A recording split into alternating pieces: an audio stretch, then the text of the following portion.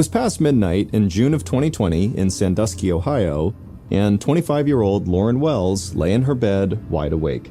She had to be up early for work and had been trying to fall asleep for hours, but all night long, the faint sound of music coming from her upstairs neighbors had made sleep impossible. The tune they kept playing was extremely irritating. Sometimes it was very generic sounding, like elevator music. Then it seemed to switch to some kind of strange experimental jazz. Lauren had just moved into her apartment and didn't want to cause any trouble with her new neighbors, but they clearly were not stopping anytime soon. So she finally climbed out of bed and grabbed her broom. She was just about to knock on the ceiling with her broom when the direction of the music suddenly changed. Now it sounded like it was coming from next door. Lauren shook her head in frustration. She didn't want to start a fight with the entire complex, so she climbed back into her bed and threw her pillow over her head. She could still hear the music, but eventually she drifted off to sleep. The next morning at 8 a.m., Lauren arrived at her job as a nursing home administrator. She had just been hired 2 months ago, and she was proud that she'd gotten this position at such a young age.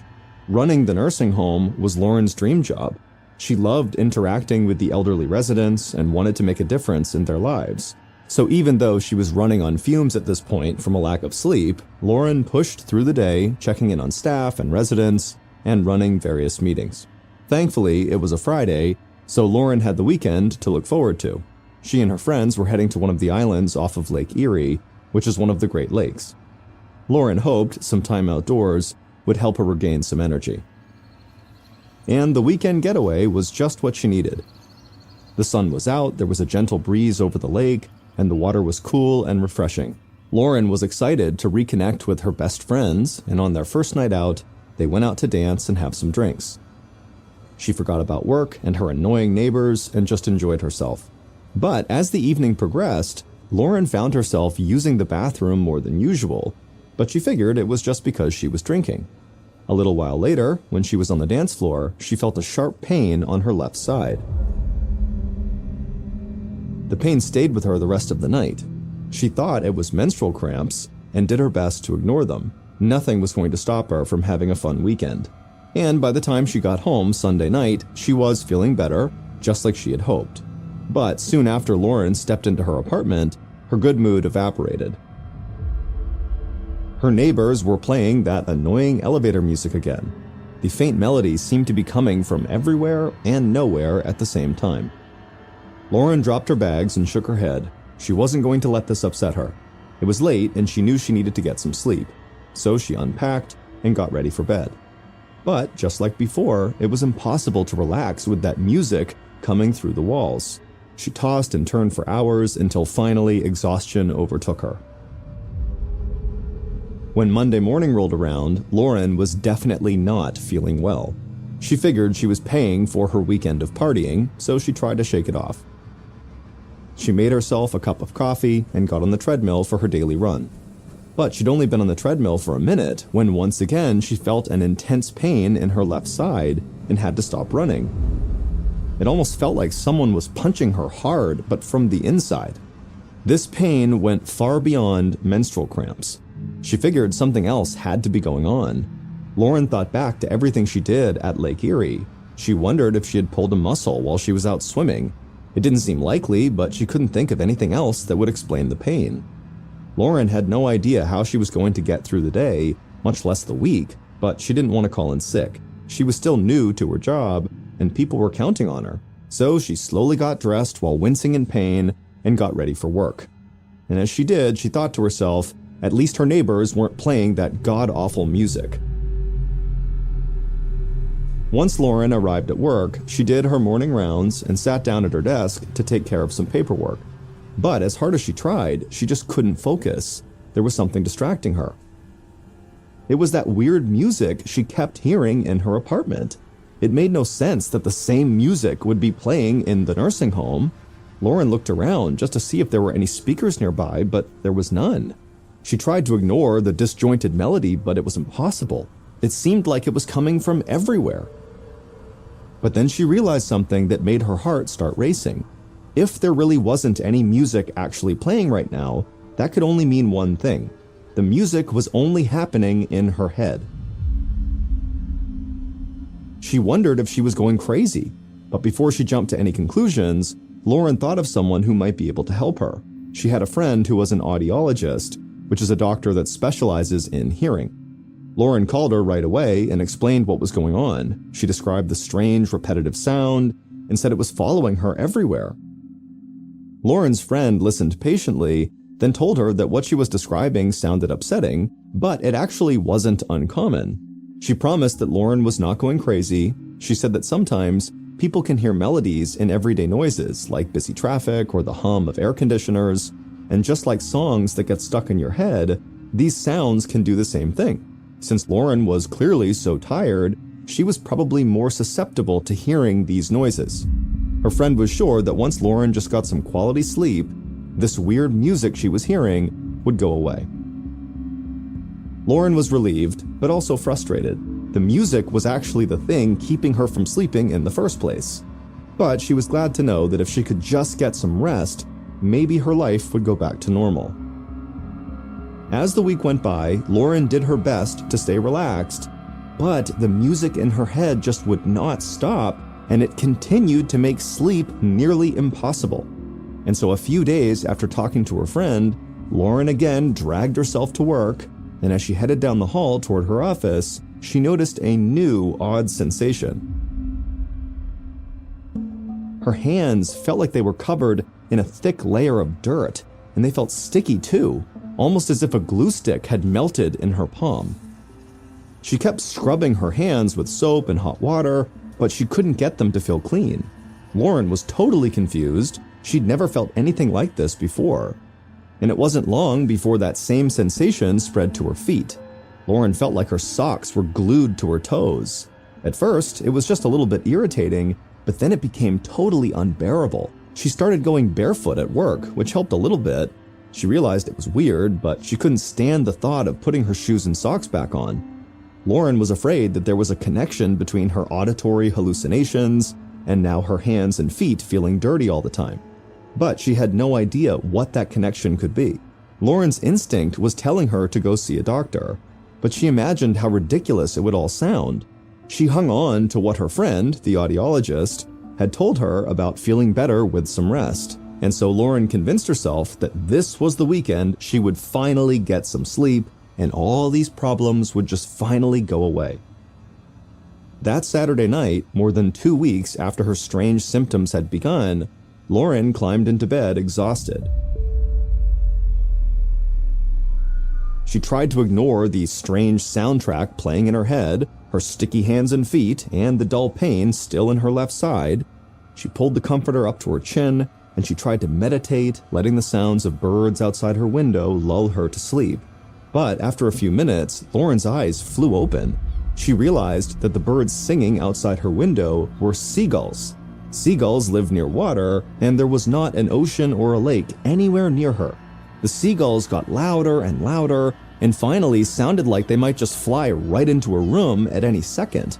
Lauren knew that no amount of rest was going to make them go away, because just like the music, these squawking seagulls were in her head. She couldn't wait any longer. She needed to see a doctor.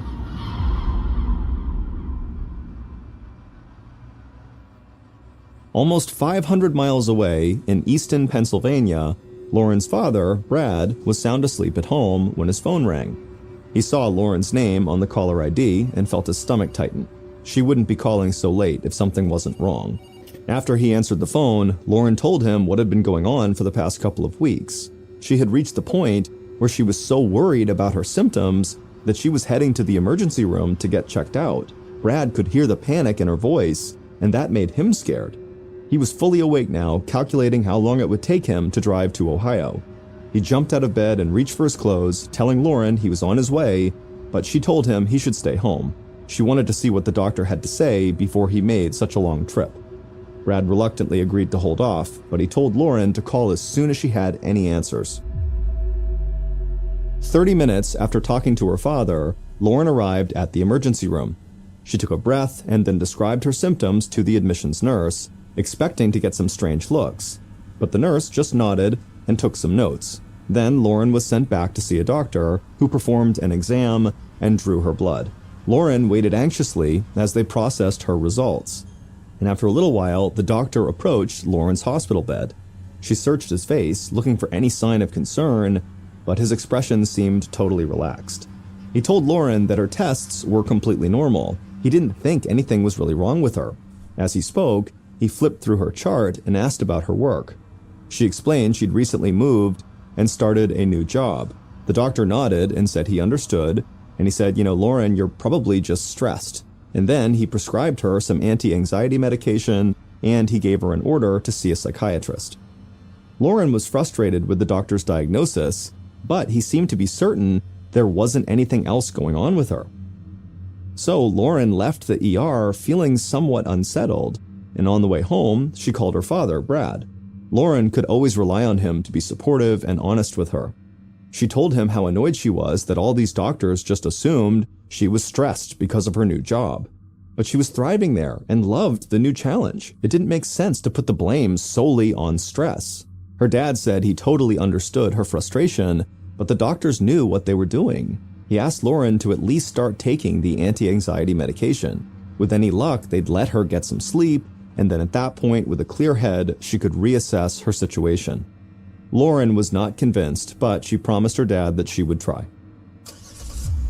Later that week, Lauren drove to work as usual. She'd been taking her anxiety medication, but so far, it really wasn't helping. She still heard all the mysterious music playing everywhere she went, and so she really wasn't getting more than an hour or two of sleep at night.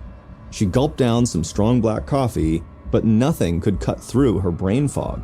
She'd been a zombie at work all week, often losing track of what she was supposed to be doing. Lauren turned into the parking lot, pulled into her parking spot, and then got out of her car, and as she walked towards the building, she left the engine running and her keys in the ignition, and her laptop and purse were still on the passenger seat. Lauren entered the conference room in a daze. She felt like she was moving in slow motion, and she barely registered the team of nurses who were already there for the weekly staff meeting. Lauren sat down at the table and tried to read the agenda, but the words looked like a jumble of hieroglyphics. At some point, Lauren tried to say something, but nothing came out of her mouth. She looked at the faces of her colleagues, who were now staring at her in confusion, and suddenly, Lauren realized she had no idea how she had gotten there or what she was supposed to do. The nurses who were at the meeting with Lauren could tell something was wrong with her.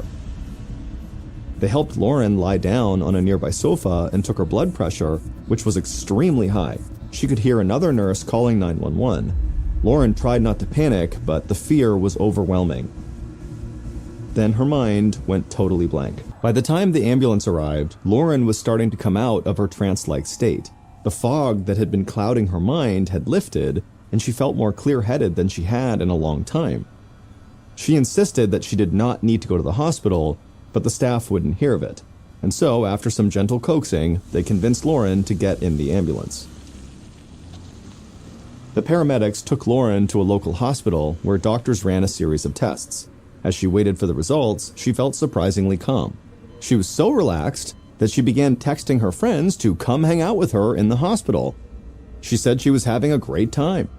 Lauren's friends were taken aback by these text messages.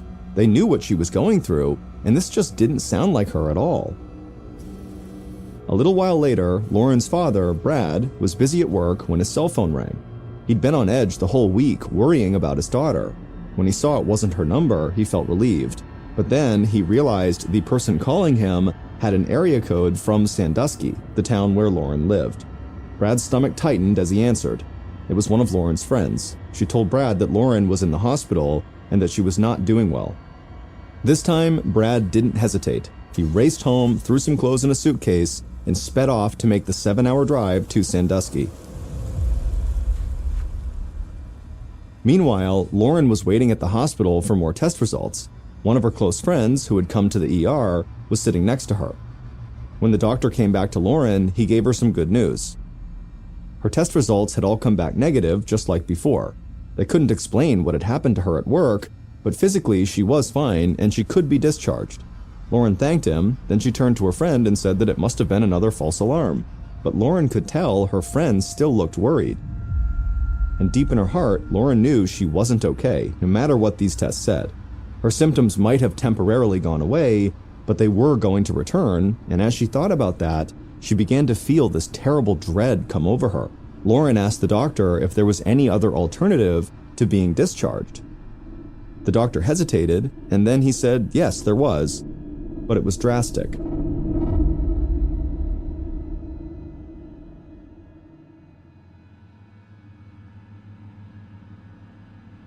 Seven hours later, Brad finally arrived at the hospital in Sandusky, and he raced to the admissions desk.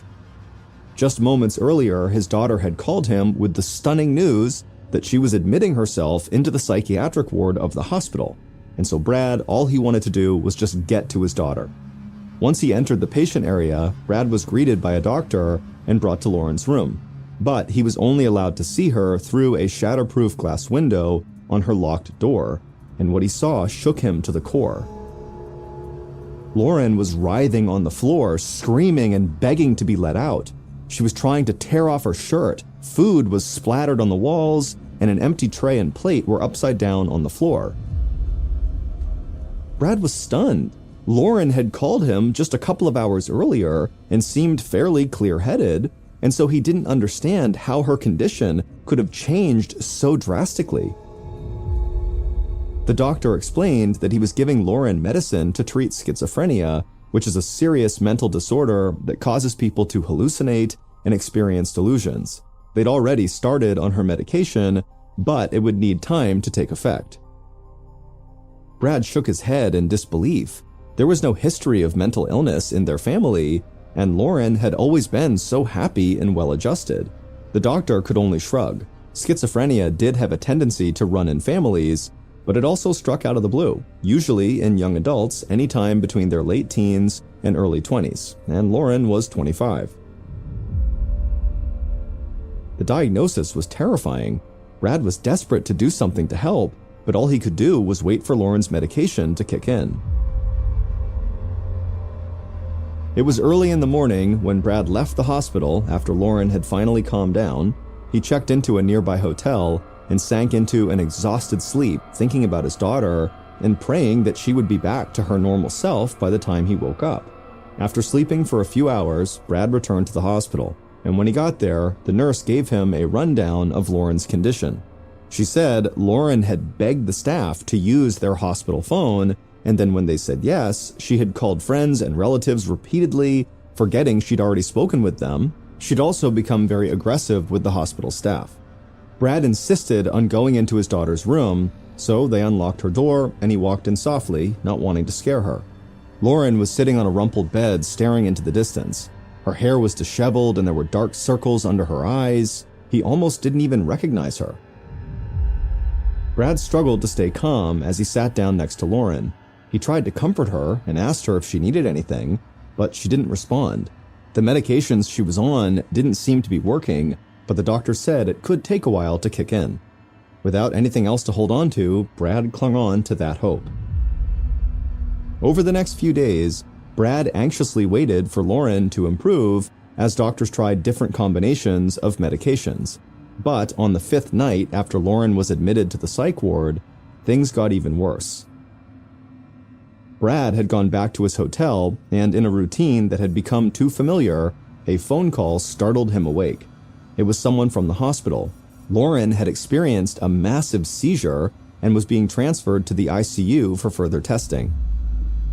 Brad ran to his car, and by the time he arrived at the ICU, Lauren was heavily sedated.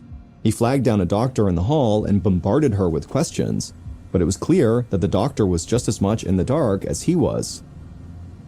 All she knew was that Lauren was in critical condition, and they were trying to figure out what was wrong. Afterward, in the waiting room, Brad called friends and family to update them. He tried to piece together everything that had happened to her in the last several weeks, hunting for any clues that might explain her illness, but all he had was a long list of strange symptoms and events.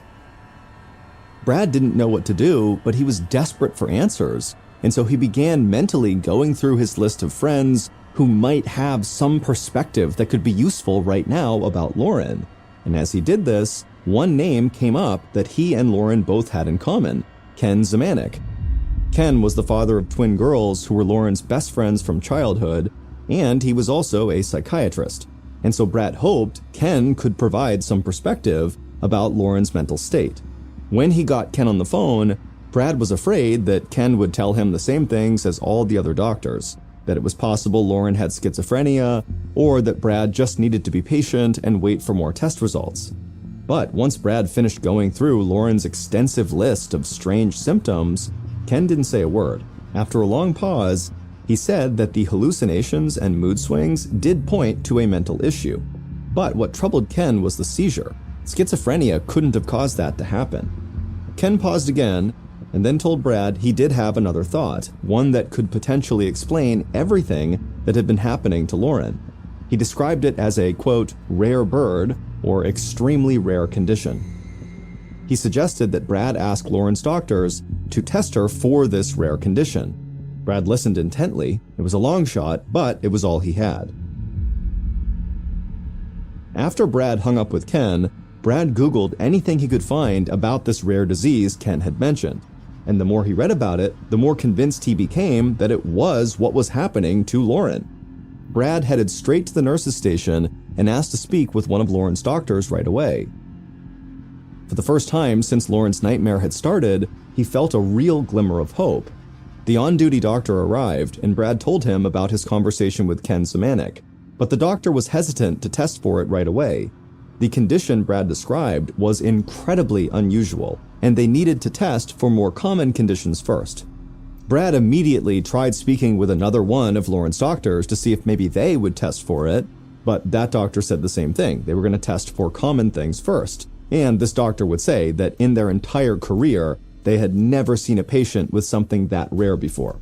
And so a parade of specialists marched in and out of Lauren's room, but every test they ran was inconclusive. As the hours ticked by, Brad's frustration grew. The next morning, Brad arrived at the hospital and headed straight to the ICU. As he walked down the hallway leading to Lauren's room, he heard a commotion of voices and the sound of beeping monitors. He ran into his daughter's room and saw a team of doctors hovering over Lauren. She was lying motionless on the bed and her eyes were closed. Brad stood there in shocked silence until a doctor noticed him and rushed over. He told Brad that Lauren's vital signs were dropping and they were working to get her stabilized. And so Brad needed to leave and go to the waiting area until the situation was under control. But Brad was sick of waiting in a medical twilight zone. His daughter was on the verge of death and they still had no idea what was wrong with her. He demanded they run the tests that he had requested about this rare illness. The doctor hesitated, but then nodded. He finally admitted that they were hitting a total brick wall and were at an absolute loss. But they were at a small community hospital, and so their resources were very limited to both test and treat Lauren for this rare condition if she were to have it. And so if Brad wanted to get her the help she needed, they'd have to transfer her to the Cleveland clinic, which was over an hour away. However, getting there was a huge risk. Lauren was so weak she could die on the transit. Brad was facing the biggest decision of his life, but he didn't hesitate. A few minutes later, Lauren was loaded into the back of an ambulance, headed for the Cleveland clinic. Brad followed behind in his car, praying his daughter could hold on just a little longer. When the ambulance finally arrived at the clinic, a medical team was waiting. Brad quickly parked his car and joined them as the team grabbed the gurney that Lauren was on and rushed her towards the entrance. Brad tried to stay calm as he watched them wheel her to the neurological ICU. Lauren's heartbeat barely registered, and she was having trouble breathing on her own. The doctors told Brad that her brain had also begun to swell, and so they needed to put her into a medically induced coma to help bring the swelling down. Lauren was given a strong sedative through an IV drip to put her into a state of unconsciousness. She was then hooked up to a ventilator that went into her mouth and down her throat to keep her breathing, and a feeding tube was inserted inside her nose and down into her stomach. Brad tried not to show how scared he was, but he knew Lauren was hanging on by a thread. Brad spent the next several hours anxiously pacing in the lobby of the ICU, while the heads of several departments at the Cleveland Clinic teamed up in an attempt to save Lauren's life. Finally, one of Lauren's doctors walked in with the results of Lauren's newest round of tests. The doctor was incredulous. Brad and his good friend, Ken Zemanek, had been right.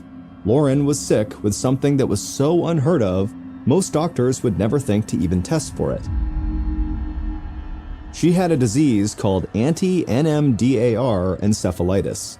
Anti-NMDAR is extremely rare, affecting only 1 out of 1.5 million people per year. It had only been identified 13 years earlier in 2007. The disease causes severe inflammation of the brain, which then results in hallucinations and a total psychotic breakdown. This explained almost all of Lauren's symptoms, like hearing the strange music and the seagulls and the sticky feelings on her hands and feet. But it turned out that NMDAR by itself wasn't what caused Lauren to get so sick. The doctor explained that the disease usually signified a deeper, even rarer underlying condition, which would have caused Lauren's other symptoms, like the pain in her side and the frequent need to urinate. Those symptoms were caused by a tumor in her ovary called a teratoma. Teratomas usually strike young women. This kind of tumor is made up of tissue from other parts of the body, like hair, muscle, nerve, organ, or bone. Normally, when the immune system recognizes a tumor in the body, it creates antibodies to try and kill it off. However, the specific type of antibodies formed from a teratoma can end up targeting more than just the tumor. They can also attack the brain and cause anti-NMDAR. In trying to defend her body against this tumor, Lauren's brain had accidentally attacked itself. Brad nearly collapsed from relief. They had a clear-cut answer for what Lauren was up against. It meant they weren't working in the dark. Now they just needed to get the tumor out. A surgeon removed the teratoma the next morning. It was 13 centimeters long, so more than 5 inches long. And unfortunately, it was malignant, which meant Lauren needed chemotherapy in order to fully recover. For the next 2 weeks, Lauren stayed in a medically induced coma. Once she was finally awakened, she couldn't remember anything that had happened to her. She had to relearn how to walk and how to talk, but day by day she got stronger and was finally well enough to go home. 6 months later, Lauren got the news they'd all been hoping for. She was now officially cancer-free. After a full recovery, she went on to graduate from school and earned an advanced degree. Then, in April of 2022, she took a new job as executive director of a senior living facility. She never heard phantom elevator music or seagulls again. 22-year-old Russell Douglas climbed into the driver's seat of his bright yellow Chevy Tracker. Even though the forecast called for rain and clouds, there was nowhere Russell would rather have been than right where he was, on beautiful Whidbey Island, the place where Russell had spent most of his life. Just 35 miles long and 10 miles across at its widest point, Whidbey is the largest of 9 islands that make up the state of Washington's island county. All of the islands are clustered amid bays and inlets inside a body of water just off the western edge of Washington called the Puget Sound. The islands are all close enough to the mainland that you can look out over the sound and see the Olympic mountain range along the coast of Washington. But for islanders like Russell, Whidbey was a world away from the hustle and bustle and confusion of the mainland. And Whidbey's artsy little town of Langley, where Russell was spending this Christmas holiday, felt as much like a true home as the larger town further north, where he had actually grown up with his mom, stepdad, his brother, and sister. Before starting his car and heading west to the town of Freeland to run a few errands, Russell took a long look at the house he had once shared with Brena, his wife of 9 years. Russell was not a person who had a lot of wonderful days, but on this particular morning, he was feeling better and happier than he had felt in a really long time. It was the day after Christmas, December 26, 2003, and after a 7-month-long separation from Brena and their 2 children, it now felt to Russell like he and his high school sweetheart might actually succeed in rebuilding their marriage and their relationship. Although Russell couldn't see any sign that Brena was watching him leave or blowing him a kiss from a downstairs window, Russell still peered up at the house from the driver's seat and gave a wave and smiled before finally starting the engine and backing down the driveway. Even as he dropped his hand back down to the steering wheel, Russell knew that he was already expecting too much from Brena. Russell had a habit of blaming circumstances, and in particular his mother and her strict upbringing, for many of the problems he experienced as an adult. But he was not blind to his own faults. Even before their separation, his marriage with Brena had never been easy, which was one of the reasons why they waited almost a year after their first son Jack was born to get married. Russell knew that both he and Brena were quick to get angry at each other, and Russell's habit of self-examination seemed like a waste of time to Brena. To her, the questions that Russell jotted down to himself, like, "Why are you so afraid to just be without Brena?" or "Why are you holding yourself and Brena and the kids back?" were pointless. Russell just needed to make a decision one way or the other about their marriage and about what he wanted. Russell also knew he was subject to mood swings, and that he spent more time feeling depressed than he spent feeling upbeat. But no matter what he tried, therapy, the regular exercise that kept him trim and fit, writing those notes to himself, it still never took much for him to sink into a dark place. And Russell also knew that the chance he had now to try again with Brena might be a very uphill struggle. Because during their separation, even though he had told himself that he'd use the time to think about their marriage, instead of actually doing that, almost immediately, Russell had struck up a new relationship with another woman, 50-year-old Marge Bailey. And even though their affair was over now, Russell knew it was still a huge sore spot for Brena. But what Russell could never explain to Brena was that that affair had actually helped him grow up and stop thinking of himself as a victim of his moods and of his overly strict and rigid upbringing. And when Russell had met Marge at a bar in the Washington resort town of Ocean Shores, shortly after he and Brena had separated back in April of 2003, the last thing on his mind was a sexual relationship with Marge. But leaving Whidbey Island and his kids had been very difficult, and the small apartment he had rented in Renton, a suburb south of Seattle, was a typical and depressing bachelor pad, more like a storage container for his belongings than a home. And although his apartment was just 45 miles away from where Brena lived with their kids, no sooner had Russell left the island that he felt the depression that he had always struggled with settle over him like a black cloud. So when Marge had walked up to Russell when he was sitting alone at the bar in Ocean Shores, he was grateful for her company. And right away, Russell and Marge had hit it off. It didn't take Russell long to discover that Marge was much more relaxed and open-minded than Brena had been when it came to sex, and also when it came to Russell's own unconventional taste in clothes. If Russell wanted to wear a kilt or a sarong, a length of fabric that's tied around the waist like a skirt, that was fine with Marge. And if he wore pink spandex shorts and a gold necklace to his fitness club, that didn't bother her either. It was also fine with Marge that Russell was still married, and that he was not even sure if he wanted a divorce or not. And when Russell and Marge had finally ended their affair just a few weeks earlier, Marge had told him that if his marriage was really important to him, then he should try his best to fix it. So that's what Russell had decided he would do. According to the separation agreement that he and Brena had worked out back in the spring, this was the Christmas that Russell was supposed to have 8-year-old Jack and 5-year-old Hannah. But when Russell had told Brena that his affair with Marge was over, he'd also floated the idea to Brena that he could just come to Whidbey Island over Christmas and all 4 of them, him and Brena and their 2 kids, could spend the holiday together at their house in Langley. And Brena had said yes. As Russell slowed down to make a left onto the main route that would lead him 13 miles west to Freeland, he looked down at his blue jeans and flannel shirt. Of course, along with agreeing to this Christmas reunion, Brena had had a lot of other things to say as well, including the fact that she'd had enough of what she called Russell's deviant lifestyle. And by that, she didn't just mean his sense of adventure when it came to sex, but also his collection of slightly wild clothes. And even though Russell had been careful to dress in a style Brena found acceptable during this reunion, he knew that since his arrival, he had already made at least one serious mistake. He'd been so excited about getting back together with Brena that when he showed up for Christmas, he had given her some fancy lingerie, and inside the lingerie gift box, tucked under the folds of suggestive and flimsy fabric, he'd slipped an assortment of flavored condoms.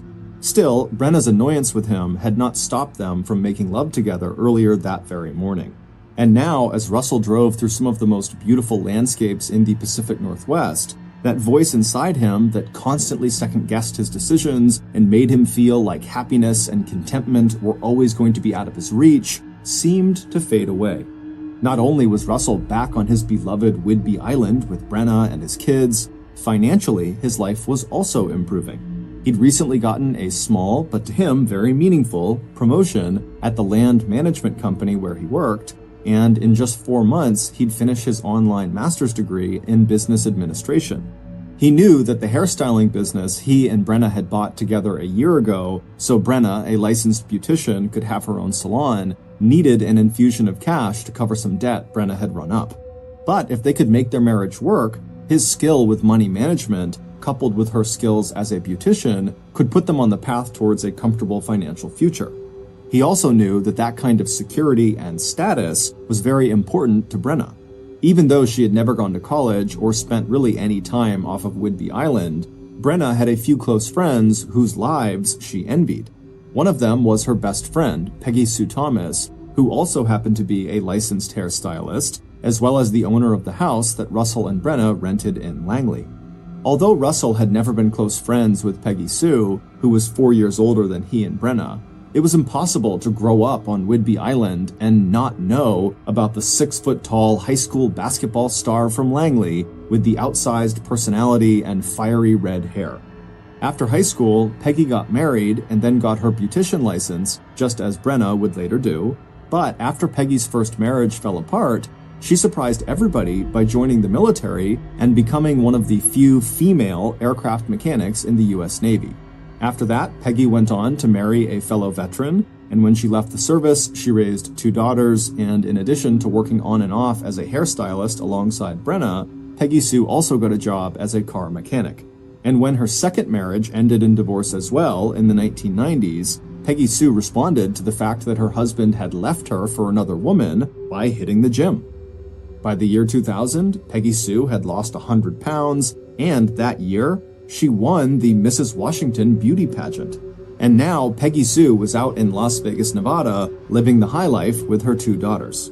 It was hard not to feel a little jealous of Peggy Sue with her confident good looks and her grit, but at least if Russell and Brena could get their marriage straightened out, they could actually buy Peggy Sue's house, since that had been the original plan back when Peggy Sue had moved to Las Vegas and agreed to rent the house to him and Brena.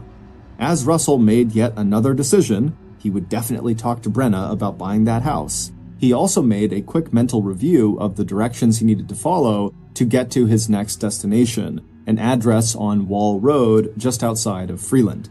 He was not familiar with this particular area he was going to. All he really knew was that Wall Road was about 4 miles outside of Freeland, and that lining the narrow roadway was a mixture of everything from churches to upscale homes and million-dollar getaway lodges for summer residents to rustic cabins and the occasional trailer. Looking out his car window at the hills that fell away to the ocean on his left, and catching a glimpse now and then between the trees of the white sailboats bobbing out on Puget Sound, Russell thought of the hikes he could take here with his children. Much as Russell had enjoyed his brief time with his lover Marge, he was now feeling like the separation had finally shown him how important his wife Brena was in his life, the one constant that had given him more happiness and security than anything else. For Russell, that insight alone had felt like a huge win, and as he thought about it, he bumped the steering wheel with his fist in a gesture of celebration that he felt so ready to make this reconciliation with Brena work for both of them. As Russell neared his destination, he slowed and began looking to the left and the right for the landmarks that would confirm he was in the right place. As he did this, he reminded himself that he just needed to be patient and give Brena the time she needed to accept him back into her life. A little bit distracted by this thought, Russell turned into what turned out to be the wrong driveway. He knew he had made a mistake when he saw a red Volvo parked up ahead of him. He'd been told to look for an empty driveway. So he immediately stopped his car, he backed up, and resumed driving west on Wall Road, but very slowly now since he knew he must be getting close to his destination. And sure enough, several hundred yards further along, Russell saw that he'd arrived at the right place, 6665 Wall Road. He turned his Chevy Tracker onto the long driveway and drove to the end of it, where he pulled off to the right side into a parking spot that was at a right angle to the driveway. Beside him were 2 fir trees that cast a dark shadow over his vehicle. But before Russell could pull off the sunglasses he always used when driving so he could see better into the thickly forested and shady area in front of him, he noticed a figure emerge from the woods in front of him, and this person began walking directly toward him. Russell turned off his car engine, but before he could undo his seatbelt so he could get out of the car and greet this person, the person from the woods had rushed up right next to Russell's car door, blocking him from opening it.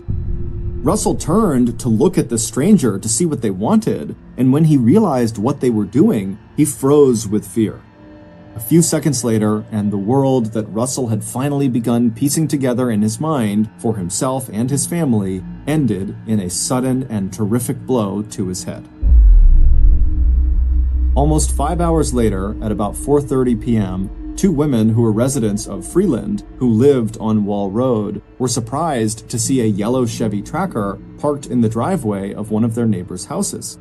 Not only was the car unfamiliar to them, but they could see in the near darkness that the driver's side door was open and the interior dome light of the car was still on. Also, the women knew that the owners of the house where the car was parked, the Black family, were not in town. They had gone to Costa Rica for a vacation. So the 2 women were very curious about who owned this yellow car and why they were there. However, none of the women wanted to approach this vehicle and anyone who might be inside of it when it was this dark outside and no one else was around. So the 2 women decided that if the car was still there tomorrow, they'd call the police. Then the 2 women just resumed their walk, made their way back to their own houses, and forgot about the bright yellow car with the open door. It wasn't until the afternoon of the next day, December 27th, that a dad out walking with his sons under a cloudy winter sky would also spot the yellow Chevy Tracker.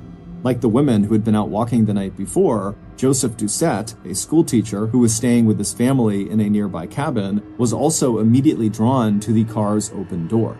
Joseph's first impulse was to walk over and shut the door before the interior light drained the car's battery, but when he called out and no one inside the car answered, he felt a sudden shiver of uneasiness, and instead of approaching the car right then, he turned around and took his kids back to the cabin. And then, at a slow run, he returned to the car alone, feeling a mixture of urgency but also fear.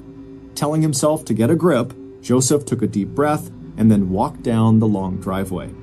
When he reached the open car door and looked inside, what he saw was so shocking and gruesome, he practically fell backwards as he tried to step away. There was a man inside the yellow car. Joseph registered that the man was young with sandy blonde hair and that once he must have been handsome, but now something red and sticky was hanging from his forehead and the man's clothes were covered in blood. His head and shoulders were slumped over the steering wheel, and his hands lay in his lap, the fingers balled into tight fists. Trying to keep from vomiting, Joseph turned around and began running while pulling out his cell phone and dialing 911. And 8 minutes later, at 4:34 p.m., as the sun fell below the horizon, the first police car arrived on the scene. Not long after that, the dark, quiet road was filled with other police and emergency vehicles and flashing blue and red lights. It didn't take long for the first medical responders to realize they were too late. The man inside of the car was obviously dead, and he was obviously dead from a bullet wound to the head. And once detectives arrived on the scene, it didn't take them long to realize that their first assumption about what had happened to the driver of this car was completely wrong.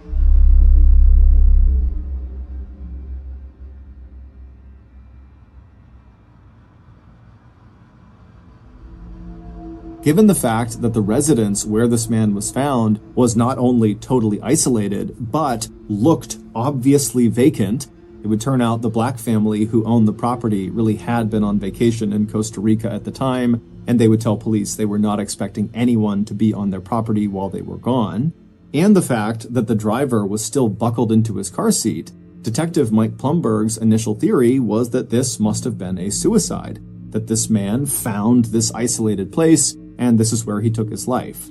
Violent crimes on Whidbey Island were rare, but the suicide rate among islanders was actually pretty high, especially over the holidays. But even with the help of portable lighting that police used to illuminate the area around the car, officers could not find the one item that would even make suicide in this case a possibility, and that was the gun that had fired the fatal shot. But tucked away between the driver's seat and the door frame, Detective Plumberg did find the one item that would eventually prove critical to solving what he now realized was a homicide: the spent shell casing from a gun later identified as a .380 caliber Bersa pistol.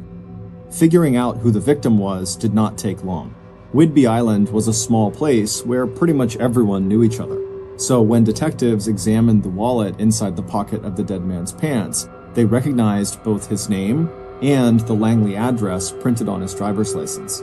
In the picture that stared back at them from the license, they recognized what was left of the driver's face. The murder victim was 32-year-old Russell Douglas. By 10 o'clock that night, the detectives were ready to clear the crime scene. Russell's body had been transported to the medical examiner's office for an autopsy, crime scene techs had photographed and collected evidence, and police who had been sent out to interview nearby residents had already come back with 2 helpful pieces of information that would give them a window for when the crime had occurred.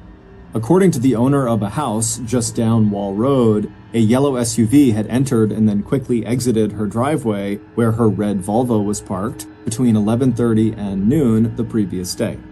And the 2 local women who were out for a walk the previous afternoon told police that they had seen the yellow car at the end of the Black's driveway at about 4:30 p.m. So the police knew the murder probably occurred between 11:30 a.m. and 4:30 p.m. What police did not uncover was any information about other unfamiliar cars or people entering or leaving the area during that time period. But before the police could move ahead with their investigation, Detective Plumfield and his partner needed to inform the victim's wife, Brena Douglas, that her husband was dead. So, at about 10:15 p.m. on December 27th, the 2 officers were standing at the front door of the Douglases' modest house on Furman Ave in the town of Langley. Even though the lights in the house were out, the door was opened almost immediately. Brena, a big, strong woman with curly brown hair, was standing in front of them, dressed in her nightclothes. Without asking why they were there, Brena exchanged a short greeting and then invited the men inside. When one of the detectives asked if they could all sit down to talk, Brena led them to the dining room table. As Detective Plumberg pulled out a pad of paper so he could take some notes, Brena settled herself into her chair on the other side of the table and looked out at them with a blank expression. In any murder case, the spouse is always one of the first people of interest. So instead of disclosing that Russell was dead, the detectives began by asking Brena when she had last seen her husband. Over the next hour, even after police told Brena that they had just discovered Russell's body in his yellow car and that he had been shot once in the forehead right between his eyes, Brena displayed no sign of grief or even surprise. Instead, she shocked detectives by giving a list of grievances and complaints about her recently murdered husband. According to Brena, she had initiated their recent separation by kicking Russell out of the house 7 months ago. She'd also filed a report with police alleging that he was verbally and physically abusive, that he threatened to punch her in the face, and had once, years ago, hit their son across his face. And even though Brena had withdrawn that complaint, she insisted to investigators that the information she had given police at the time was true. Russell had been controlling, he had once called her fat, and he had cheated on her both with women and with men.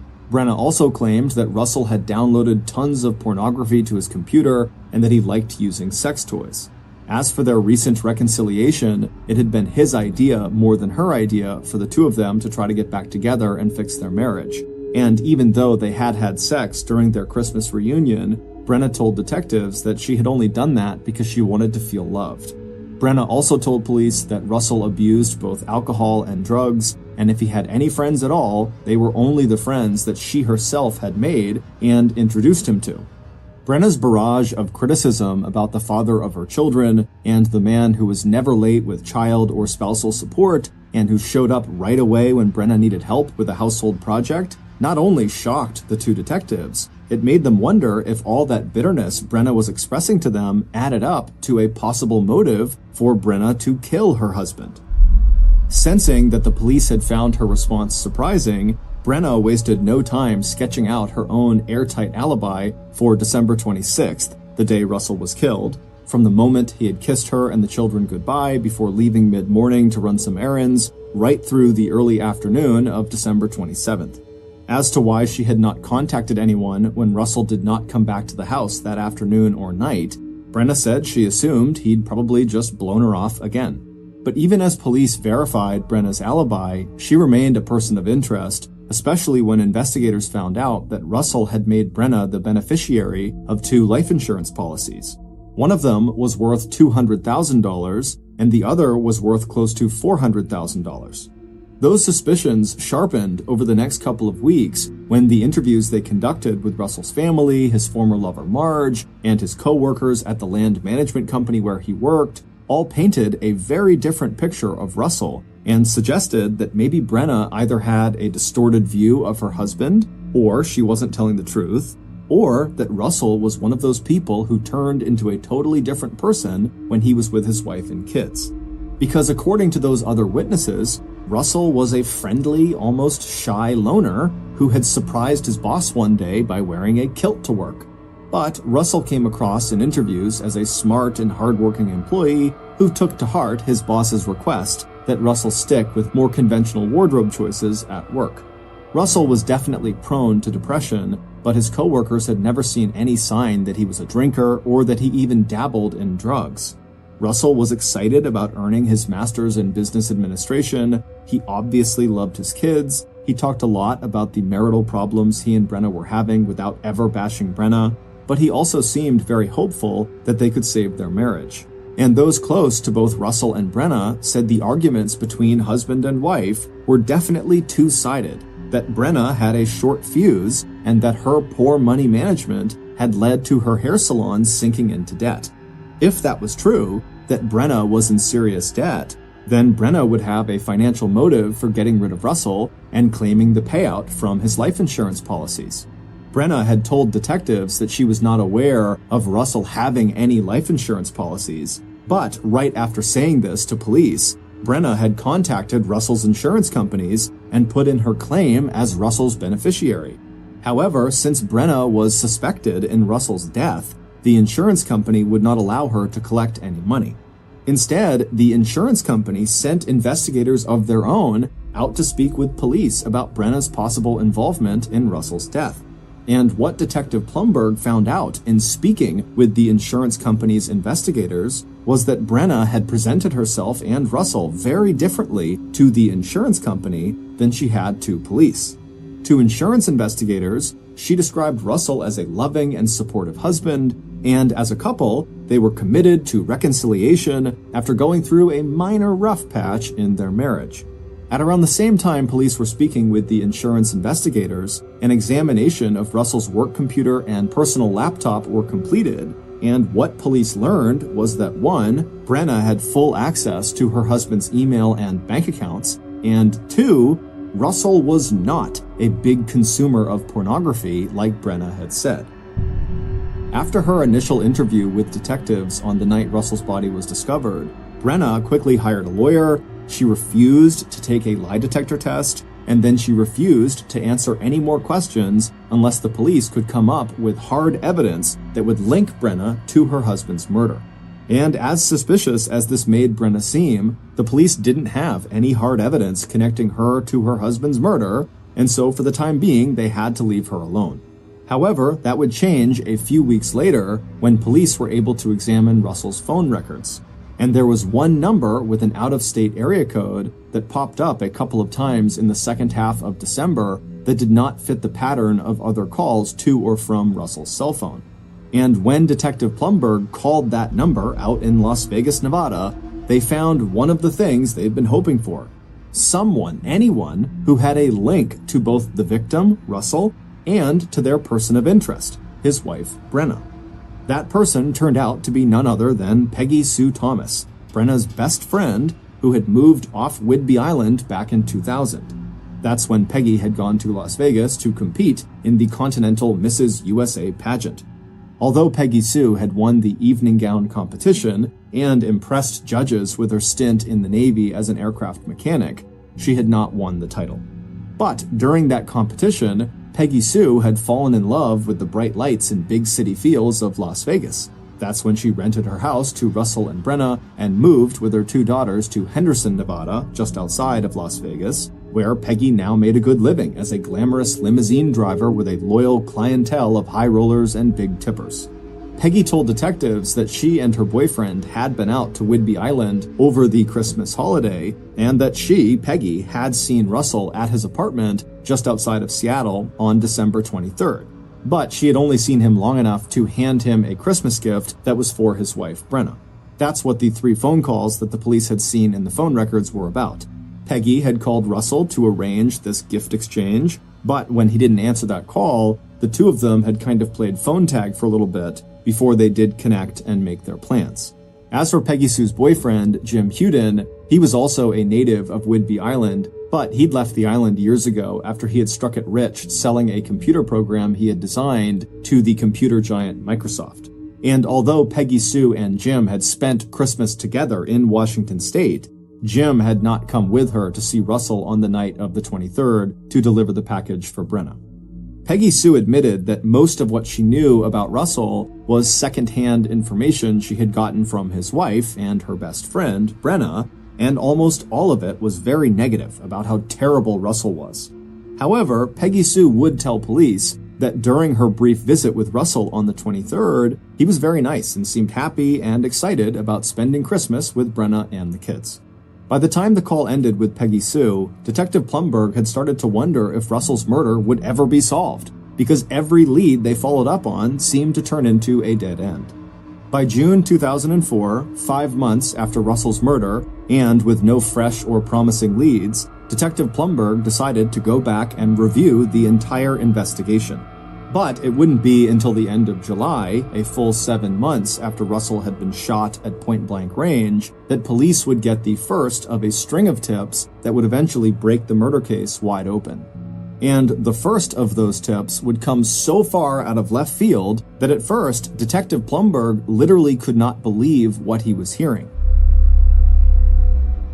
On July 26th, the Island County Sheriff's Office picked up a call from a man who asked them if they had any information on an unsolved homicide that had happened around Christmas the year before, in 2003. When the detective who had answered the call replied that they did have such a case, the caller went quiet. After a few long seconds, the man told the investigator that he had information, but he was, quote, scared to talk about it. Over the next several days, this caller, who initially refused to give police his name or his location, would eventually give Island County detectives his own name, Bill Hill, and the name of a person who Bill said had first-hand knowledge of who killed Russell Douglas. After chasing down so many false leads and dead ends in this murder investigation, Detective Plumberg was very skeptical of this story. But as more and more details showed that Bill wasn't just getting his information from news stories, the detective got more and more interested. And by August 4th, 2004, just a week after Bill had made his first call to the Island County Sheriff's Office, Detective Plumberg and his commander were on a plane headed to Florida to talk with Bill's mysterious person of interest. At the same time, 2 other detectives were on a plane headed to Las Vegas to have another chat with Brena's best friend, Peggy Sue Thomas. Once Detective Plumberg and his commander arrived in the small town of Punta Gorda on the southwest coast of Florida, they wasted no time following up on the tip they had received from Bill. Not only were they very eager to talk to this mystery witness, they were also eager to get back out of Florida before the big storm system that was forming out over the Caribbean Ocean just off the coast of Central America turned into a hurricane. But just a few hours after knocking on the door of this new person of interest, Detective Plumberg was once again feeling defeated and more confused than ever. Their mystery witness had been more than willing to talk with the detectives and had even gone with them to the local Punta Gorda police station for questioning. But they denied knowing anything about what happened to Russell and were flabbergasted when they were asked if they were involved in the murder. Their response to that question was, "Why would I do that? What possible motive could I have?" And in truth, Detective Plumberg was secretly thinking the same thing. It didn't make any sense. Plus, he knew that police had no hard evidence at all that could link anyone, including this new mystery person in Florida, to Russell's murder. An hour later, the interview was over, and Detective Plumberg's mystery witness had left the police station and returned home. The only good news for the Washington Island County detectives was that they'd still managed to fly out of Florida ahead of the storm.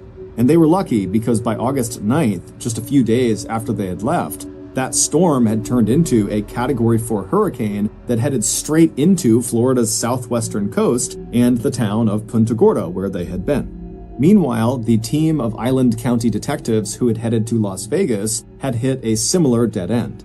In his conversation with Island County investigators, the caller, Bill Hill, had mentioned the name of a woman named Peggy, as well as the name of another woman, Brena. Bill had told police that he'd heard both names mentioned in connection with Russell's murder. With Brena no longer talking to investigators, Detective Plumberg had wanted his officers to speak again to Peggy Sue, and this time in person and on the record. But Peggy Sue said she had no information for County Island officers. She was also outraged at the sight of detectives showing up with a search warrant at her house in Henderson, Nevada. Peggy Sue watched as police searched everywhere in her house for any evidence that she had lied to police when she described her meeting with Russell on December 23rd at his apartment. And after the police could find no evidence, the very frustrated investigators began asking Peggy Sue about her boyfriend, Jim Huden, and his possible connection to Brena or Russell Douglas. But it would turn out that not only had Jim never met Russell, Jim had left Peggy Sue in early February of 2003, 2 months after Russell's murder, and the couple had not parted on friendly terms. Jim had been married when Peggy Sue had met him on Whidbey Island in 2002, and even though he'd lived with Peggy in Las Vegas for several months, ultimately he decided to return to his wife and his small computer software business. That said, Peggy Sue could still account for their movements on the day Russell was killed, December 26, 2003. And she even managed to locate some old receipts from that day to show detectives exactly where they had gone on Whidbey Island before leaving Washington State late that night to return to Nevada. When detectives pressed Peggy Sue on having a financial motive for killing Russell, maybe she was going to split his life insurance policy with her good friend Brena, Peggy pointed out that she already made a very comfortable living, so why would she do that? So, a few days later, Island County detectives came back from Nevada as empty-handed as Detective Plumberg had been when he came back from Florida.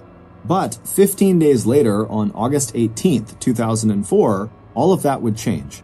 That was the day that the local Whidbey newspaper ran a news story based on unofficial sources that mentioned that former Whidbey Island residents Jim Huden and Peggy Sue Thomas were persons of interest in the ongoing investigation into Russell Douglas's murder. And on August 19th, 1 day later, yet another person who said they knew something about the case stepped forward. This time, it was a former police officer named Keith Ogden who lived in New Mexico. Keith, who had heard about the news story from a cousin who lived on Whidbey Island, would tell Island County investigators a story that put everything they had heard on their recent trips to Florida and Nevada in a whole new light. Because not only did Keith have the name of the likely murderer, he also had the weapon that was likely used to kill Russell Douglas. It was the .380 Bersa pistol, and ballistic tests would soon confirm that the markings on the shell casing found at the crime scene and the bullet that had been removed from the inside of Russell's skull exactly matched the grooves on the inside of that gun. The murder weapon, combined with the stories police now had from both Keith and their other informant, Bill Hill, finally allowed Detective Plumberg and his team of investigators to identify Russell's killer. Based on that information, here is a reconstruction of what happened to Russell Douglas on December 26, 2003. On that morning, Russell took special pleasure in the time he was spending with his family. Their Christmas celebration the day before had been everything he could have wished for. After arriving in Langley on Christmas Eve, Brena had taken his car to the store and bought pies and other fixings for the Christmas dinner they planned to share the next day with Brena's widowed stepfather. And except for Russell's gift of lingerie to Brena, The other gifts he had brought for his family, especially the new Xbox video game console he'd bought for Jack, turned out to be nothing short of inspired. After Brena's stepfather left at 5 or 6 p.m., Russell and Jack played Xbox while Brena and Hannah watched a movie together. Once the kids were in bed, Russell was allowed into Brena's room where they watched a movie together in bed and then fell asleep. And then on that morning, the 26th, he and Brena made love. Now, having eaten breakfast with the kids, Russell was getting ready to go out and run a few errands. In fact, he had arranged a surprise for Brena, one that he knew would make her happy.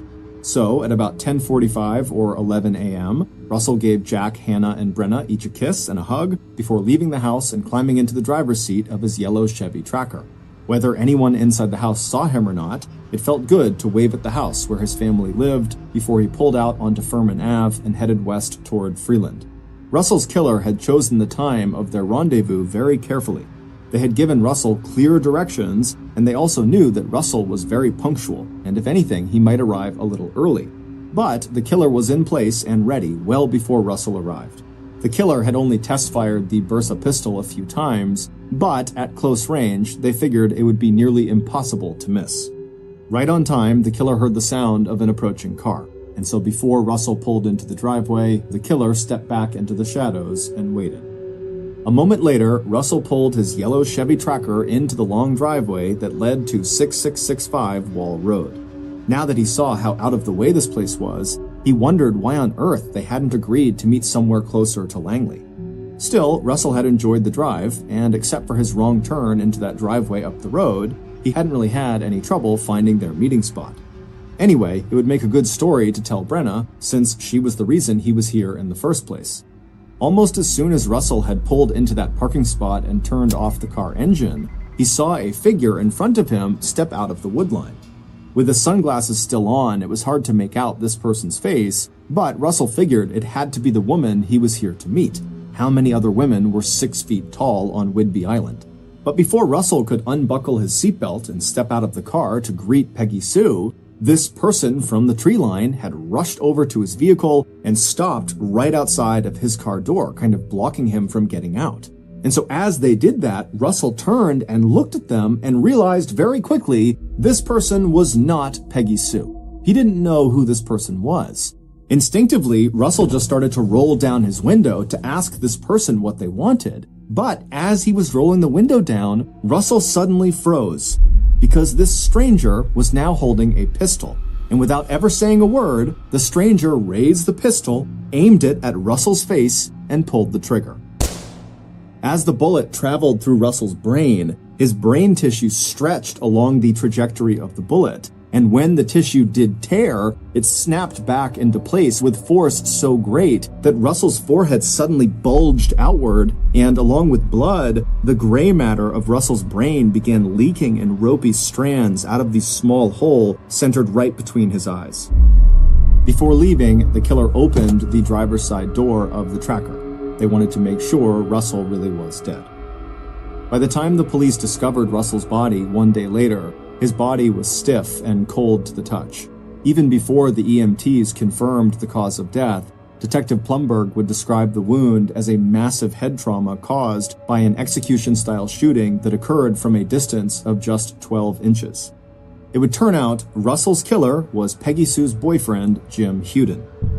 And it was Peggy Sue who had arranged the time and place where Russell would be murdered. Peggy Sue had in fact called Russell several times not long before Christmas to arrange a meeting so Peggy Sue could give Russell a Christmas present from her to Brena. But Peggy Sue never then went to Russell's apartment in Renton on December 23rd to drop that present off. Instead, Peggy had told Russell on the subsequent phone calls to meet her on December 26th at 6665 Wall Road, and at this meeting, she would give him her present for Brena. Peggy had chosen this location because it was already a very isolated spot, and the family who lived at 6665 Wall Road, the Black family, they'd be gone in Costa Rica, so there'd be no witnesses. And so on December 26th, when Russell arrived at the meeting spot, instead of Peggy Sue coming up to him, it was her boyfriend, Jim Huden, who would step out of the tree line, walk over to Russell's car, and then shoot Russell point blank in the face. It would turn out that during the 4 months that Jim and Peggy Sue had lived together in Las Vegas back in 2003, Peggy had spent a lot of time on the phone listening to Russell's wife, Brena, complain about Russell. None of what Brena had to say was new, but now Peggy Sue could share her friend's complaints with her new boyfriend, Jim. When Jim later confessed his crime to his good friend, Bill Hill, down in Florida, where Jim lived with his wife, Jean, Jim told his friend that he decided to kill Russell because Peggy had told him Russell was abusive to his wife and children. Jim said that he himself had had a violent stepfather, and killing Russell seemed both thrilling and like a kind of revenge killing for what Jim himself claimed to have suffered. Island County detectives in Washington had a different theory. They believed that Brena may have offered to split the proceeds from Russell's life insurance if Peggy and Jim killed Russell. At that point in Peggy Sue's life, and Jim's life too, money had become a big problem. 7 months after hearing Jim's confession, Bill Hill's conscience finally got to him, and he contacted investigators in Whidbey and told them what he knew. But even though detectives then flew to Florida to question Jim, who was the so-called mystery witness, and Nevada to question Peggy Sue, it wasn't until Keith Ogden contacted police on August 18th and provided the murder weapon that police would have the physical evidence they needed to arrest Jim for murder. According to Keith, who had met Jim and Peggy in Nevada, Jim had approached Keith and asked him to hold on to a gun for him since Jim said he didn't want to keep it in a house with Peggy's kids. Keith agreed, but when Keith heard that Jim was a suspect in a homicide, he realized the gun Jim had given him could potentially be a murder weapon, and so that's why he had come forward. 4 months later, in December of 2004, almost a year to the day that Russell was killed, Detective Plumberg requested an arrest warrant be issued for Jim Huden. But it would take another 7 years before either Jim or Peggy Sue were actually arrested and charged for the murder of Russell Douglas. Shortly after being interviewed by investigators down in Florida in August of 2004, Jim, the mystery witness, had taken advantage of the chaos caused by Hurricane Charlie to flee over the border from the U.S. into Mexico. It wasn't until Jim's wife, Jean, who got tired of sending money to her husband in Mexico, came forward that the police were finally able to track Jim down. And so on June 9th, 2011, Jim was arrested and charged with first-degree murder. While Jim had been on the run, Peggy Sue had gone on to marry and then divorce Alaskan oil millionaire Mark Allen. After 7 months of marriage to him, she had walked away with more than $1 million in money and assets. At the time of her arrest, 1 month after Jim's, on July 9th, 2011, Peggy Sue was living off the shore of New Mexico on a houseboat she had named Off the Hook. While Jim refused to implicate Peggy Sue in Russell's murder, Peggy Sue didn't waste a minute before she put the full blame for Russell's murder squarely on Jim's shoulders. 1 year after their arrests, on July 20th, 2012, 59-year-old Jim Huden was convicted of first-degree murder in the shooting death of Russell Douglas and sentenced to 80 years in prison at the Washington State Penitentiary. 6 months later, on January 26, 2013, 3 days before her murder trial was scheduled to begin, 47-year-old Peggy Sue Thomas Allen pled guilty to a lesser charge of first-degree criminal assistance involving first-degree murder. Peggy Sue was given the maximum sentence of 4 years in prison at Washington Corrections Center for Women. The presiding judge said he regretted the Washington state statute that limited him to imposing what he called a shockingly short sentence. Peggy Sue was released in 2016. Russell's wife, Brena, who now goes by her maiden name, Brena Haslam, has never faced any formal charges in her husband's murder, although Island County investigators have continued to treat her as a person of interest. In December of 2005, so 2 years after Russell's death, his insurance company agreed to release a payout of $400,000 from his life insurance policy to Brena. Brena used the money to buy a new car and a new house that she subsequently lost 1 year later when she stopped paying the mortgage. There is no hard evidence that Russell Douglas ever physically abused his wife or his children. Just before 11 p.m. at night on May 20th, 1967, a 50-year-old man named Stephen McCulloch staggered into the Misericordia Hospital in Winnipeg, Canada. Stefan was so physically weak that his oldest son, Mark, was there with him, physically holding him up, carrying him into the hospital. When the nurses at the front desk saw the pair walk in, they immediately got up and walked around their desk over to these two guys and said, "Hey, what's going on? What's wrong with him?" And so Stefan at this point is so uncomfortable he can barely talk, but he takes a deep breath and then he tells the nurses that earlier that day he had been burned on his chest and stomach, and now he had this blinding headache and he was so nauseous and he could barely walk.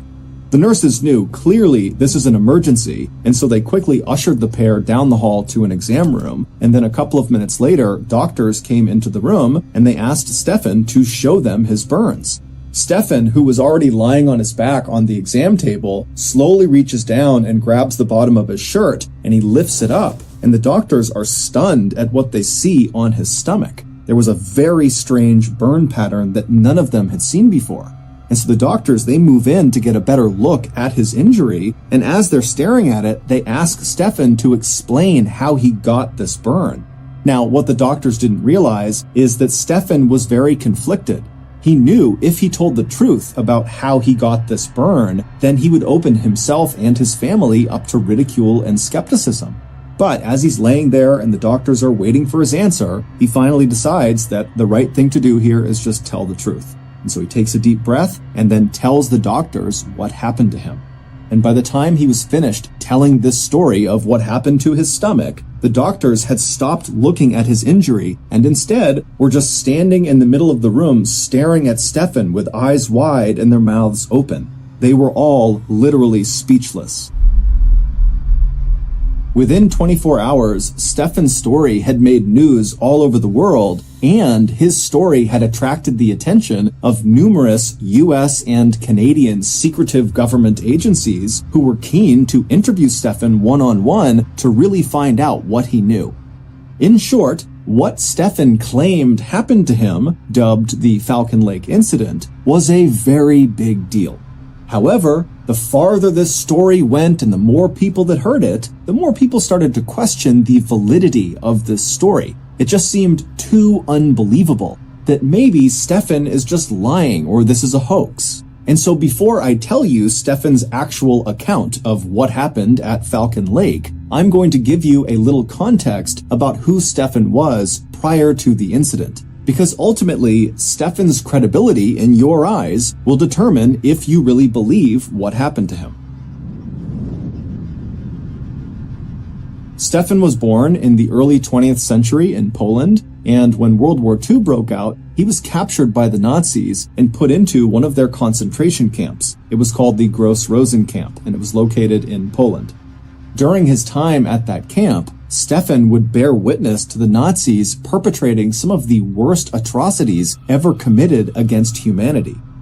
In total, approximately 125,000 people were held prisoner at the Gross-Rosen camp, including Stefan. And of those 125,000, 40,000 of them would be killed primarily on site at the camp or on a Nazi-led death march. After the camp was finally liberated in early 1945, Stefan worked as a translator for the US Army, helping them continue to liberate other concentration camps across Europe. But by 1946, Stefan was ready to leave Europe and start a new life somewhere else and put World War II behind him. And so he and his wife, who also was held in a concentration camp during World War II, fled Poland with their 3 young kids and resettled in Winnipeg, Canada. And for the next 20 years, the McCullochs lived a very peaceful life. Stefan would find work as a mechanic at a cement factory, and his wife and his kids would make many friends and fall in love with the Winnipeg community. However, the McCullochs' life would take a sudden turn for the worst on May 20th, 1967. That was the day of the Falcon Lake incident. Stefan was a very passionate amateur prospector. A prospector is someone who searches the earth for mineral deposits, usually gold or silver. Stefan would spend much of his off time traveling all over Canada to different wilderness areas to basically hike around the forests and up over the mountains, stopping to hack into the earth with his pickaxe in hope of discovering treasures underneath the surface. Now, Stefan almost never found any treasures on any of his prospecting journeys, but he wasn't really in prospecting for the riches. Stefan just loved being outdoors and being in nature. It was very calming and peaceful for him, and considering how traumatic his earlier life had been, being in the concentration camp during World War II, finding moments of peace in his life was very important to him. And so, in May of 1967, Stefan decided to go out on another one of his prospecting trips, this time to an area called Falcon Lake. Falcon Lake is a fairly large lake located about 100 miles to the east of Winnipeg. And surrounding this lake was a big forest that Stefan had heard contained silver deposits tucked away in the hillsides. And so on Friday, May 19th, Stefan was ready to go on this trip. And so he packed up all of his prospecting equipment. He said goodbye to his wife and his kids. And then he left the house and made his way to the bus stop where he hopped on a Greyhound bus. 2 hours later, he got off the bus at the stop closest to Falcon Lake, and from there, he made his way to this cheap motel that was right on the side of the highway. He got a room, he got a quick bite to eat in their cafe, and then returned to his room and went to bed. The next morning, May 20th, 1967, so the day of the Falcon Lake incident, Stefan woke up early, right around 5 a.m. And by 5:30 a.m., he had all of his equipment either in his backpack or on his belt, and he was making his way out of the motel's front doors. Right outside of this motel was the highway that ran left to right, and on the other side of that highway was this huge forest that Falcon Lake was deep inside of. And so after Stefan left the motel, he crossed over that highway and began walking into the woods. And for the next several hours, Stefan just kind of meandered his way through the woods. He wasn't on a trail. He was just using his compass to make sure he was generally walking in the direction of Falcon Lake. At around 9 a.m., so he's been hiking now for several hours, he looked up ahead and he saw there was a clearing on the side of this hill. And so Stefan walked into this clearing, and two things became immediately apparent. One, he was right near Falcon Lake. From his perspective on this clearing, he could look down just a couple of 100 feet, and there was the lake. And two, the reason this clearing existed and why no trees were growing on it at all is because under his feet was just a huge rock face, like a quartz vein that was running across this hillside. And so this was like the perfect place for Stefan to begin prospecting. And so he set his things down, he got out his pickaxe, he got his welding gloves on, he put on his welding goggles as well. They protected his eyes from any rocks that were flying as he was hacking into the ground. And then he got to work. For the next couple of hours, Stefan very diligently hacked away at this big rock, but he didn't find any silver or anything else of note. And so, around 11 a.m., Stefan was hungry and tired, and so he put his pickaxe down, he took his goggles off, he took his gloves off, and he sat down on this rock facing the lake to have some lunch. And as he sat there enjoying his food, all he could hear in the distance were the sound of a few geese down on the lake making some noise, but other than that, it was totally quiet. After he was done eating, he put his gear back on and got back to work. About an hour later, at around 12:15 p.m., Stefan was still hacking away at the rock when, despite all the noise he was making as he smashed the ground with his pickaxe, he could hear a really loud commotion coming from behind him. And it turned out when he stopped the pickaxe, the commotion sounded like geese honking and going wild. And so he dropped his pickaxe, he took his goggles, put them up on his forehead, and then he stood up and he turned around and he looked down towards the lake where he heard all these geese going crazy. And the first thing he noticed was there were some geese on the lake that appeared to be flying off in different directions like they had been startled. But what really immediately caught his attention was not the geese, but what had very likely startled the geese. And that was two bright, glowing red objects that were flying slowly across the lake towards him, kind of roughly over where the geese were.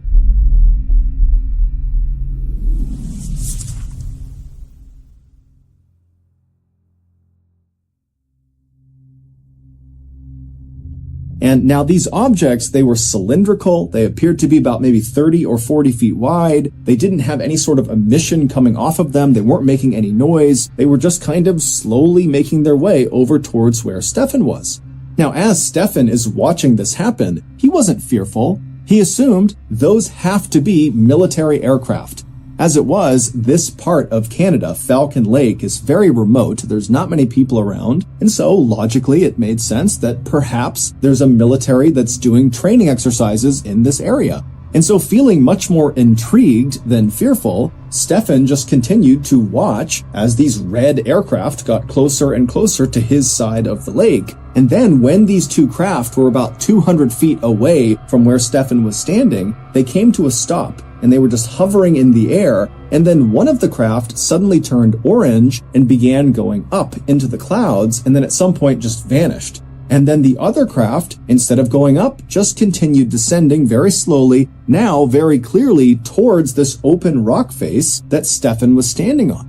Now, again, Stefan was totally convinced that these were military aircraft, conducting some sort of exercise, and so he's not fearful. He is just intrigued by what he's seeing. And in fact, by this point, he had convinced himself that this second aircraft that was now coming down to land on these rocks must have experienced some sort of issue, and they were landing in order to fix it. And Stefan even thought to himself, well, hey, I'm a mechanic. Maybe I can help the pilot or pilots with whatever's going on with their craft. Once the craft finally did touch down on the rocks about 150 feet away from Stefan, it changed colors from red to stainless steel with an orange glow around the outside of the aircraft. And inside of this craft, a really bright purple light came on that Stefan was only aware of because there was a couple of small holes on the outside of this craft where this purple light was coming through. But these little rays of purple light coming out of this craft were so bright that it actually was hard for Stefan to look directly at the craft. And so his welding goggles were still on his forehead, so he pulled them down, put them over his eyes, and his welding goggles had a kind of tint to them, so it was like he was looking through sunglasses, and with those on, he was able to continue looking at the craft.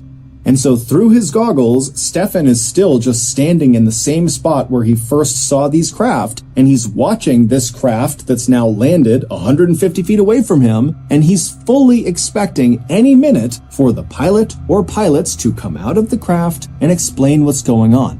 But at first, nothing happens. And so Stefan is just standing there waiting for something to happen when he realizes he has his sketchbook in his pocket. Stefan liked to bring his sketchbook along on his prospecting trips because he liked to sketch things. And so he figured while he waited for the pilot or pilots to emerge, he would sketch the craft. And so for the next couple of minutes, that's what he did. And then after he was done sketching it, he put his sketchbook away, and then really nothing happened for about another 30 minutes. He just stood there and the craft remained motionless. But after about 30 minutes of the craft having landed, it opened. There was like a sliding door on the side of the craft facing Stefan, and it revealed the beautiful, bright purple interior of this craft. But from Stefan's perspective, because of how bright the lights were and how far away he was, he couldn't tell what was inside of the craft. But Stefan's thinking, okay, clearly now the pilot or pilots are coming outside. And so Stefan felt really relieved, and he was just standing there waiting to talk to whoever was inside. But, again, nothing happened. And so now, feeling just plain curious, Stefan decided, you know what, I'm going to walk over there and I'm going to yell into this open door to the pilot or pilots inside and make sure they're okay. And so he starts slowly making his way across the rock face towards this craft and this open door. And when he gets about 60 feet away from the craft, he suddenly stops because now he can hear from inside of this craft the sound of two voices talking to each other. He can't really tell what they're saying, but very clearly there is communication happening inside of this craft. And so Stefan assumed that must be the pilots, and so he called out to them in English. And the second Stefan yelled out to this craft, the voices immediately came to a stop, and they did not respond to Stefan. And so Stefan is calling out to them in English, hey, are you okay? What are you doing in there? And when English didn't work, Stefan called out in Russian. He called out in German, Italian, French, Ukrainian. And when all of those didn't work, he went back to English and just continued kind of calling out, trying to get them to please come out and talk to him. But he got no response and no one came out of the craft. And so at this point, Stefan thought, okay, I'm totally committed, so I need to keep going and make sure the pilot or pilots are okay. And so he continued walking closer and closer to this open door of the craft, and when he got about 10 feet away, he was suddenly struck by the incredible craftsmanship of this craft. He couldn't see any rivets anywhere on this amazing piece of machinery, meaning this craft appeared like it had somehow been carved out of one enormous piece of steel, which seemed totally impossible. Also, Stefan noticed there were no insignia on the outside of this craft. There was no flag or anything kind of denoting who was flying it. There was really nothing on the outside of the craft. But Stefan just kept on going until he was standing right outside of this open door. He's only a couple feet away from it, and now he's looking directly inside, and he doesn't see the pilot or pilots. And in fact, because of how bright this purple light is coming out, even with his goggles, it's really hard to see what's inside of this craft. But he can clearly see inside there is some sort of panel in the back of the craft with lots of flashing lights, almost like a computer, and there were other kind of columns of light moving around inside the craft at different angles. But after looking in this craft for only a few seconds, the door suddenly slid shut. And then Stefan, without really thinking about it, reached out and touched the craft. And the second he did that, two things happened. One, the hand that he touched the craft with, he was wearing a big welding glove, and the second he made contact with that craft, the leather glove began to melt. Not even catch on fire, it just instantly began to melt. And so he began frantically ripping the glove off to get it off of him to avoid injury. And then the second thing that happened is the craft began rotating counterclockwise until this vent that was on the outside of the craft, one of the very few things that was on the outside of the craft that actually Stefan had noted in his sketch. He had drawn this grate that sat on the outside of the craft. This grate rotated around until it was aimed directly at Stefan. Now, to picture this grate, picture like a vent you would see inside of a building where air conditioning blows air out of, right? It's kind of like that same size, the size of a license plate on a car. And instead of there being vertical slats along the vent, like you would see with an air conditioning vent cover, on this vent, on this craft, it was like a checkerboard pattern with little buttonholes all over this vent.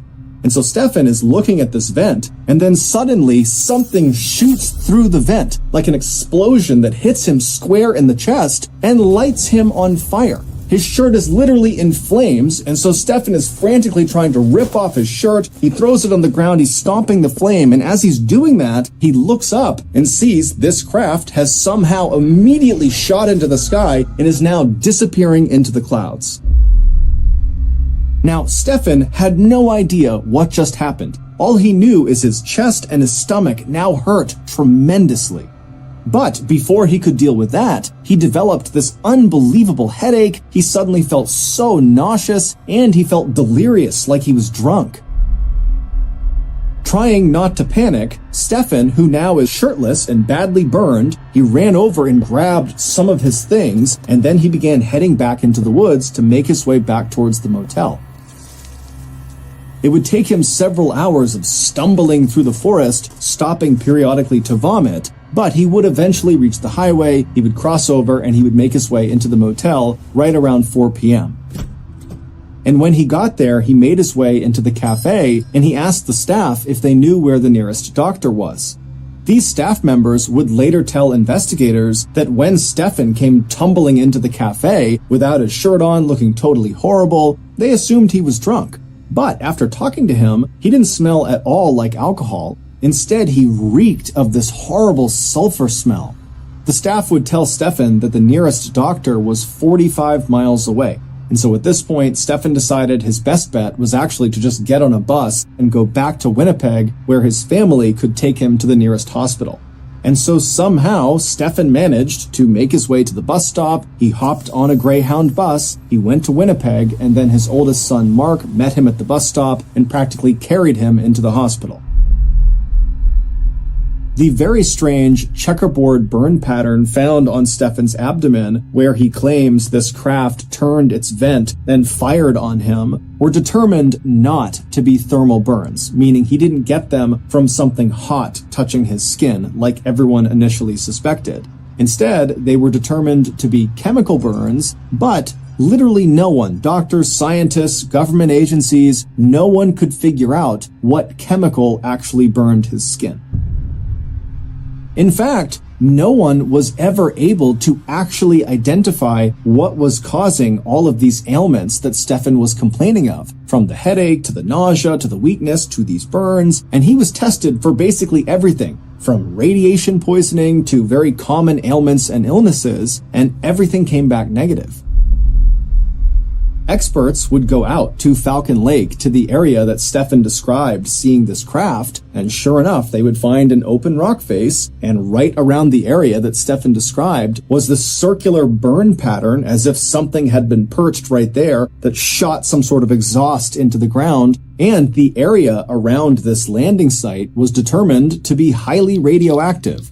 Although it is assumed that the reason that area is radioactive is because there is a vein of radium that runs underneath the rocks near the area. However, what no one could explain away were the 3 identical pieces of what looked like metal, which actually turned out to be a very rare type of silver, that were located near this burn circle. Now, even though the Falcon Lake area was known apparently for having silver deposits up in the hillsides, this silver, these 3 pieces of silver, were not from the hillsides of Falcon Lake. This silver was heavily manufactured. Someone, something, some machine had manipulated the metal to bend and be cut in a very particular way. And all 3 of these pieces of very rare silver were highly radioactive. They would also find traces of this very rare type of silver that seemed to have seeped into some of the loose rocks that were inside of that burned out circle, almost like the silver had melted into the rock. But despite these pieces of evidence that do seem to suggest that Stefan really did see some craft land on these rocks, and despite the fact that the US government and the Canadian government both thoroughly investigated this case and they were not able to debunk it, they basically said, well, something happened, but we don't know what. Despite all of that, Stefan and his family's lives were forever upended after this incident. Stefan was ridiculed and accused of lying and of being crazy, and his kids were unfortunately bullied at school. Shortly before Stefan died in 1999 at the age of 83, he was asked if he regretted coming forward with this story. And he would say, yes, I wish I never told anyone. But he would also say, at the time, he really felt like he had a duty to tell the world about what happened. Stefan never changed his story, and he never came out and said, I think this craft came from another world, another planet, another universe. He just said, look, I think it was an experimental aircraft. That's it. He also never made a dime on this experience. If anything, he lost money because he paid to write a 40-page pamphlet that explained what happened to him, and then he left all these copies on his porch. So if news people showed up or if nosy neighbors showed up and had questions, he would just point to the stack of the books and say, take one and read it.